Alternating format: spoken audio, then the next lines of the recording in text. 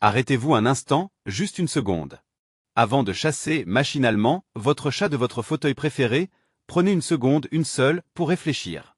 Pour vous, c'est retrouver votre place de repos après une dure journée, le soulagement bien mérité après des heures d'effort. Mais pour lui, cela peut être vécu comme un acte de trahison incompréhensible, une rupture de confiance profonde et douloureuse. Le mot vous semble peut-être fort, excessif? Pourtant, la bataille silencieuse et quotidienne qui se joue dans des millions de salons à travers le monde n'est pas qu'une petite scène de la vie domestique, une simple querelle pour un bout de tissu. C'est un véritable choc de civilisation humaine et féline, chacune régie par ses propres codes, ses propres lois, ses propres valeurs.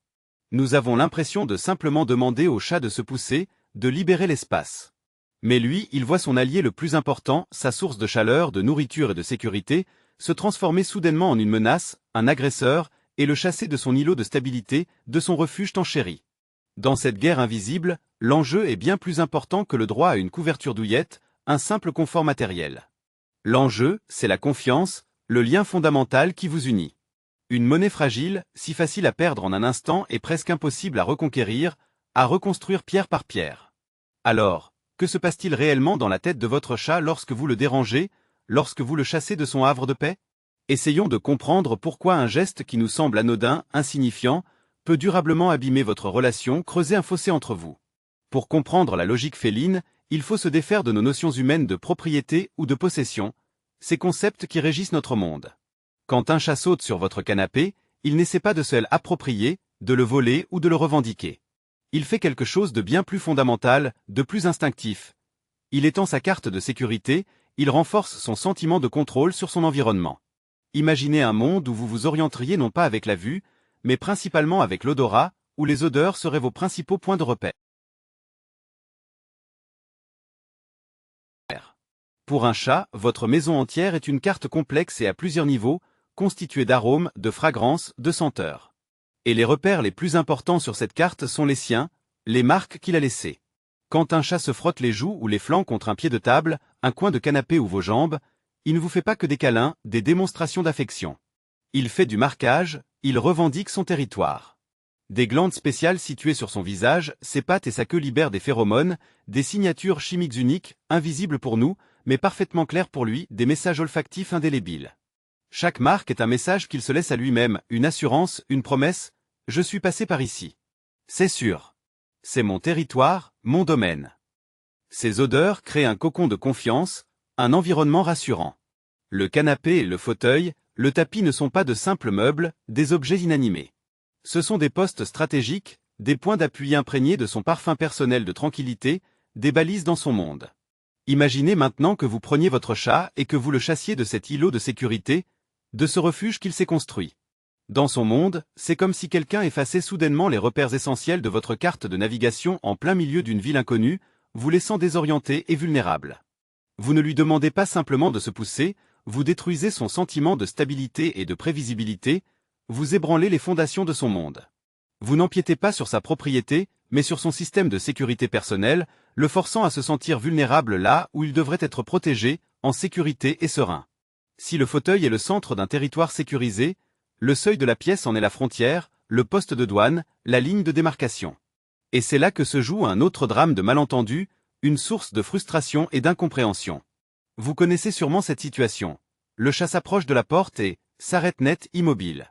Il se contente de rester là, debout ou assis, en regardant le vide d'un air pensif, et bloque le passage, entravant votre chemin. Première pensée de l'humain. Il est encore en train de bugueur, il est déconnecté. Il a oublié où il allait? Ou il le fait exprès pour m'embêter, pour me provoquer? Mais là encore, il n'y a ni paresse ni méchanceté, aucune intention malveillante. Nous sommes face à un spécialiste de la sécurité de haut niveau en pleine action, un gardien vigilant. Pour un chat, le seuil n'est pas qu'un simple passage d'une pièce à l'autre, une transition anodine. C'est une frontière entre un territoire familier et sûr et un nouvel espace qu'il faut évaluer, analyser, scruter à la recherche de dangers potentiels.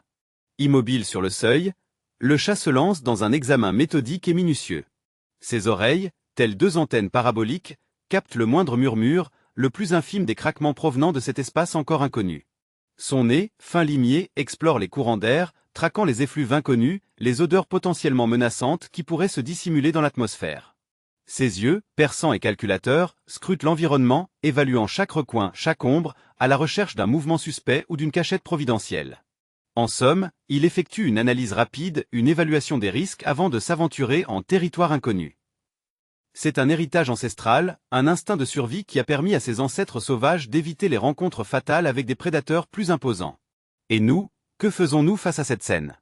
Trop souvent, nous cédons à l'impatience, tentant de le pousser du pied, de le dégager du passage, interrompant brutalement ce rituel sacré, cette danse de la prudence. Pour le chat, c'est comme si l'on bousculait un démineur en pleine opération, le sommant d'avancer sans ménagement, alors qu'il est absorbé par le tic-tac angoissant d'un mécanisme complexe. Non seulement nous le dérangeons, mais nous le précipitons de force dans un lieu que son cerveau n'a pas encore validé comme sécurisé, faisant de nous-mêmes une source de stress et d'imprévisibilité.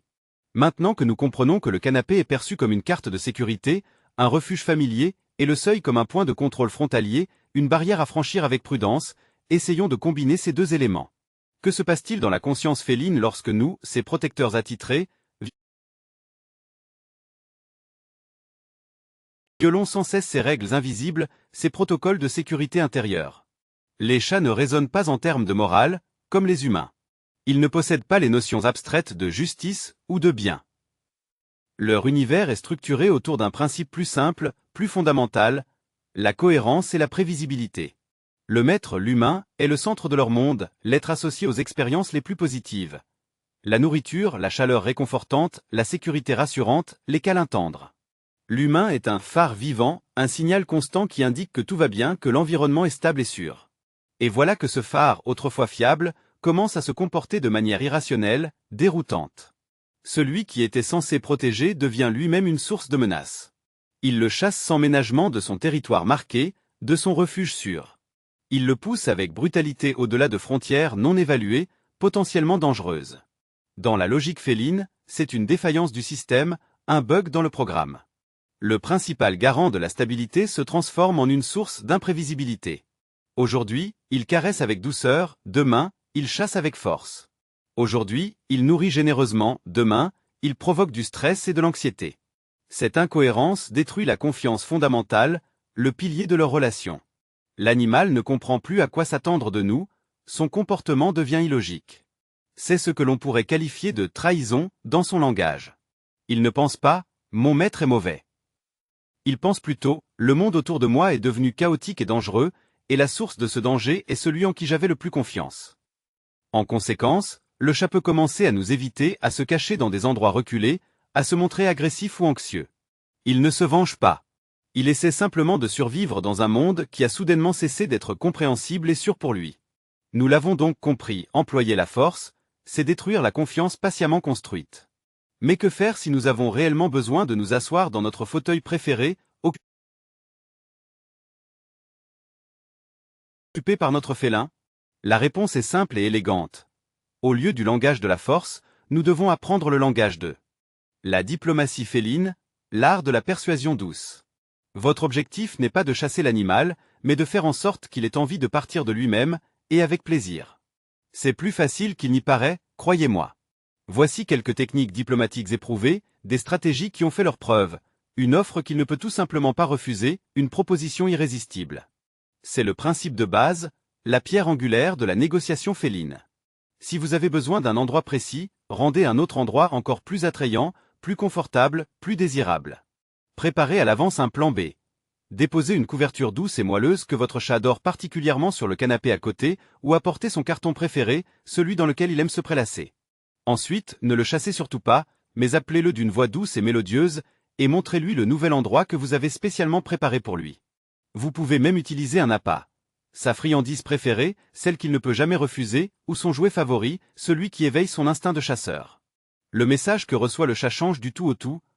On ne me chasse pas d'un endroit confortable, mais on m'invite dans un endroit encore meilleur, un havre de paix. Mon humain prend soin de moi, il anticipe mes besoins et me comble de bonheur. Dans l'univers subtil de la communication féline, il est essentiel de comprendre que les chats, ces créatures énigmatiques, se montrent particulièrement réceptives à l'apprentissage lorsqu'ils s'appuient sur le renforcement positif. Imaginez alors que vous vous apprêtez à instaurer un rituel positif, une danse harmonieuse entre vous et votre compagnon à quatre pattes. La première étape consiste à concevoir un signal conventionnel, une clé qui ouvrira la porte à la compréhension mutuelle. Ce signal qu'il s'agisse d'un discret claquement de doigts ou d'un mot doux, une caresse verbale, comme « place » ou « viens ici », doit impérativement rester constant. La constance est le pilier de la confiance. Prononcez ce mot, ce son avec douceur et fermeté, tout en indiquant à votre chat un autre lieu, un refuge alternatif. Dès que votre félin obtempère, dès qu'il cède la place convoitée, récompensez-le sans délai. Accablez-le d'éloges, de caresses tendres ou offrez-lui une friandise savoureuse. L'instantanéité de la récompense est cruciale pour l'établissement du lien. Au fil du temps, l'animal associera ce son, ce signal, non plus à la crainte d'une expulsion forcée, mais à un rituel agréable, à la promesse d'un plaisir à venir. Le fauteuil, autrefois source de tension, deviendra un simple point de départ pour une interaction positive, une valse de compréhension. Ces deux approches, aussi simples qu'elles puissent paraître, convergent vers un objectif commun. Transformer un conflit potentiel en une interaction empreinte de positivité. Vous cessez alors d'être une force de la nature imprévisible aux yeux de votre chat, une entité capricieuse et incompréhensible. Vous vous métamorphosez en un partenaire compréhensif et honnête, un interlocuteur avec lequel il est toujours possible de négocier, de trouver un terrain d'entente. En fin de compte, l'histoire du fauteuil, ce petit théâtre du quotidien, dépasse largement le cadre d'une simple leçon de zoopsychologie. Elle se révèle être une métaphore puissante, un miroir reflétant nos relations avec le monde qui nous entoure. Nous avons pris l'habitude, parfois inconsciemment, de nous considérer comme des propriétaires et des maîtres, non seulement dans nos foyers, mais aussi sur l'ensemble de la planète. Nous agissons trop souvent en fonction de notre propre confort, sans véritablement nous soucier de l'impact de nos actions sur ceux qui sont plus faibles, sur ceux qui ne peuvent exprimer leur désaccord avec des mots. Un chat paisiblement installé sur un fauteuil devient alors un petit rappel duveteux, une douce piqûre de conscience, nous murmurant que le monde ne tourne pas autour de nous. Comprendre ses frontières invisibles, respecter ses rituels ancestraux et son langage subtil, c'est franchir la première étape vers un changement de paradigme, une transformation profonde de notre perception du monde. C'est passer d'une mentalité de propriétaire, imbu de ses droits et se croyant tout permis, à une mentalité de voisin, sage, attentif et empreint d'empathie. En apprenant à négocier avec un chat, en privilégiant le dialogue à la domination, nous cultivons une qualité dont l'humanité a plus que jamais besoin aujourd'hui. La capacité précieuse de voir le monde à travers les yeux d'un autre être, de ressentir ce qu'il ressent, de comprendre son point de vue. Nous ne devenons pas seulement de meilleurs maîtres pour nos animaux de compagnie, nous devenons de meilleures personnes, des êtres plus conscients et responsables. Et alors, notre maison, cet espace que nous appelons nôtre, se transforme en quelque chose de plus qu'un simple appartement, un lieu de passage. Elle devient un sanctuaire de confiance et d'harmonie véritable, un havre de paix où l'humain et le chat ne se perçoivent plus comme un objet et un propriétaire, mais comme des membres d'une même famille, vivant sur un territoire commun, un espace sûr et heureux, où chacun trouve sa place et son épanouissement.